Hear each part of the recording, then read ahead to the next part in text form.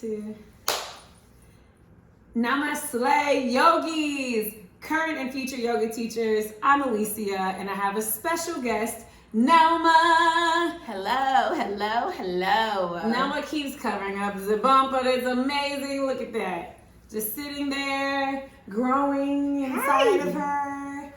Growing a brain today. It's fun. Very cool, very cool.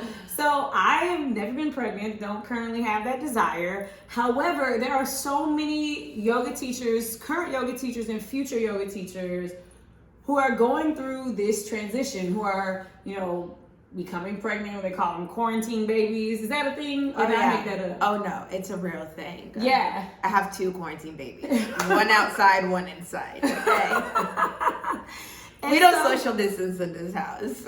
Right. So I'm like, there are so many people living with this new change because a lot of them are new moms. Yes. And so how can you say that yoga has been helpful within your family?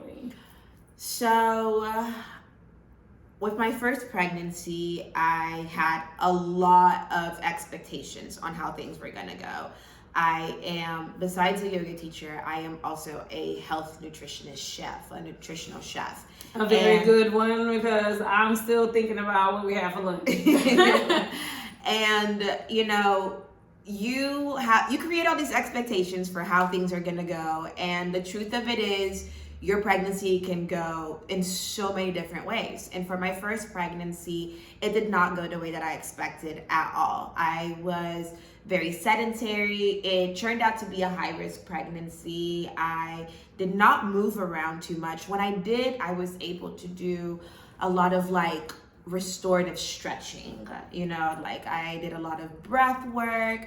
I did a lot of, the little bouncy ball thing, but it just was not as movable or as flexible as it's been this time.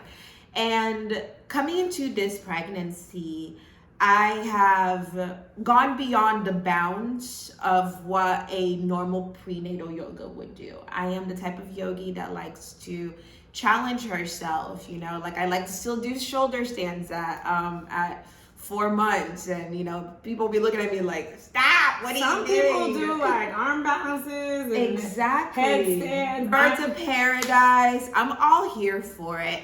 But and I feel like yoga teachers who are also going into pregnancy, because we have been inside the practice for a while, we are very intuitive with our bodies. We know what we are doing, we know what feels safe, we know what doesn't.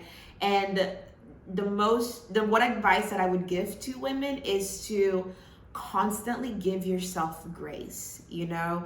Days are going to be up and down. There's some days that you're going to be waking up bursting with energy, ready to just do everything and anything. And then there's other days where you really just want to be in Shavasana corpse pose all day. And I think that that's really okay. Society does create so much expectations for how you should be when you're pregnant. Be healthy, but not too healthy. Work out, but not too much. Do this, but not that. Do this, but not that. Find a pregnancy rhythm. Cravings, but don't do this. Exactly. And just do what feels right for you, and creating expectations is honestly kind of creating disappointments, because if you create expectations and you don't know how your body's going to be reacting, you don't know what your baby's going to be wanting. You can want to go walk 2 miles and your baby's like, you're going to walk 10 steps and you're good, because you're going to be out of breath, you're going to be tired, heart's going to be pumping, you're just like, what's going on? So it's even craving foods, even if you were vegan and now all of a sudden you really want a burger. And then bean burger impossible bullshit ain't getting it. No, oh my gosh. So when I was basically in my postpartum, before I found out that I was pregnant again, Dom and I were going back to plant-based, and Is that how you knew?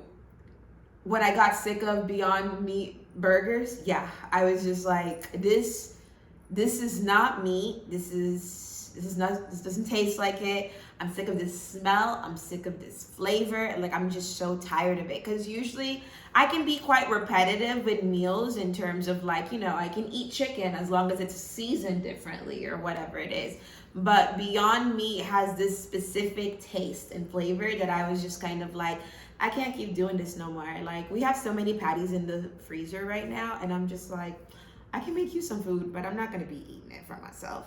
And it's crazy because one minute you're not craving it, next minute you're craving it. I applaud those plant-based mothers that are super disciplined and are able to truly do it, because your girl was like, I want In-N-Out, I want cookies, I want ice cream, I want it all. But I can definitely say that this pregnancy has been a lot healthier though in the eating space. Yeah. I also feel like, when we think about how we view pregnancy, it's through the lens that we've seen it or experienced it before. And none of those times that you've watched somebody else be pregnant did you actually have that within you. Exactly. Until you do. And then it's like, it changes everything. It humbles you because, like, when, I'm inspired by women who do so much, like when I see Serena Williams at the Open, like doing what she's doing, I'm just like, that is insane. And then she had her baby and then competed or something crazy. Yes. Like when I see things like that, I'm just like, yo, that is amazing. That is actually so incredible. Pregnancy should be a time of complete self-exploration. And I believe it's also a time that you are able to manifest so much. You're literally giving birth to something that you've created, So it's something that I am personally trying to tune into when it comes to my yoga. Like, I connect with my baby and I'm just like, what are the things that I want to birth through you? I want to birth kindness. I want to birth gentleness. I want to birth beauty, health, abundance. I want to birth all of these things. And that is the time that you're truly able to do that. It's a time to not just go within, but also go outside of yourself. It's all about doing what truly feels right for you. It's been interesting managing being pregnant while also being responsible for an 8-month old. And I'm just like, oh my gosh, like, I can't just sleep in. I gotta wake up because you want to get up. I want to do this because you gotta do this. So it's a lot of, personal balance in managing that you're doing. So for the moms that, have a few more kiddos and are also pregnant, I see you. I see you. I love you. I respect you. And you are doing an amazing job. Having an amazing partner is beautiful. And if you don't have a partner with you, having an incredible support system definitely always helps. And if you don't have a support system, which some people feel like they don't, you can create the support for yourself by setting up different structures. I personally, I'm still not having had kids or anything like that, but I'm thinking, if I didn't have people around me, what would I do? I might set up a schedule for my kids so that I can, okay, you're doing this at this time, you're doing this at this time. So Alicia can have time here. Alicia can wake up, the women that do Queen of Four, they wake up at 4:30 in the morning and do their practice so that for that day, they're able to really Amazonians, I swear, tune into their purpose. And so, there's a lot of different things that you can do, even if you don't have supportive people in your circle. That is true. And there's, even though we are in the middle of the pandemic, there are spaces that you can also find. I believe that in your city, you are always able to find community out there.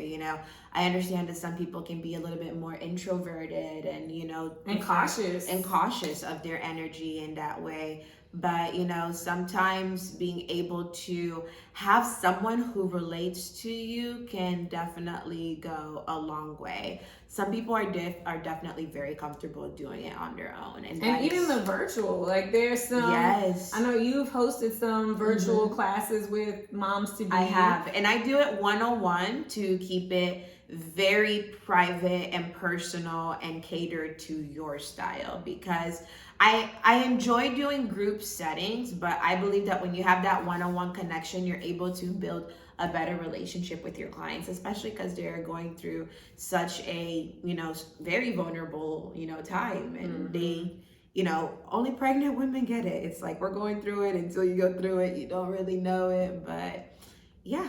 I'm gonna let y'all live that life. And so one more thing before we go, because we could keep these pretty short, for our moms to be, and you're noticing that the poses that you used to do, the practice that you used to do is changed, the body that you used to know is changed. You're like, okay, Grace, that sounds cool and all that shit. And what is a way to practice grace? Like, what does that actually look like? Because it's one of those words that's been around so long. Like, what does that really mean as far as what does that look like? So for myself, I definitely struggled with a lot of body images going through my pregnancy. 1 minute, like after the baby, my titty was over here, the other one was over here, and I'm just like, oh my gosh, like the baby fat wasn't all gone. I was just like, okay. And then as soon as I found out that I was pregnant again, I was just like, yo, I was just shrinking. Now I have to expand all over again. I take some time to look in the mirror. I look at myself, and I'm just like, this is where you're at. This is where you're at momentarily. This is who you are for this moment being. Like, every single moment is passing, but this is exactly where you are at. A lot of self-love techniques also help, like draw yourself a nice bath, like indulge yourself in finding outfits that work. If there was one thing I was also like really annoyed with, is I'm a small person, and maternity outfits like just look super big on me. Take the time to find, looks that, fit like you. This sexy look right here. Ew. But yes, and it took time to find this outfit, like it was one of those things where I was just like, okay, like I used to wear this shirt when I went out, but this is my yoga pants, so let me see if I can put this together. It takes time for you to kind of find your flow, but just know that when you're pregnant, people are always going to praise you. They're going to love you. They're going to be like, oh my God, you're glowing. And sometimes you're not going to feel like that. And trust me, I get it, but just know that you are going through a very beautiful phase right now. But I would definitely... Because not everybody brings life into the world. Not everyone can. Not everyone is willing. Life-producing goddess. Like, it's beyond a superpower. It's divine. It's celestial. All right, well, if you would like to connect more with Nelma, if you are a mom to be, or if you're thinking about becoming a mom to be, or if you teach yoga to future moms, definitely plug in with Nelma. You can find her on Instagram at Naturally Nelma. And there are some other different branches that you can take from there, but that's a great place to start. And if you are a mom to be, we love you. If you're not a mom to be and you're just watching this to kind of see what's happening, what the thought process, what some options are, we love you too. Yes. We do.